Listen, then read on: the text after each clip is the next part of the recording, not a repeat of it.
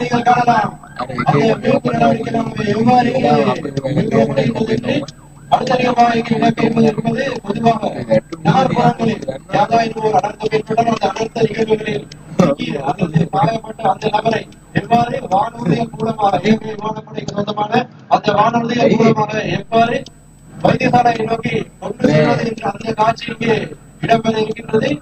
எனவே இந்த காட்சியை கண்டுகளிக்குமாறு கேட்டுக் கொள்கின்றோம்.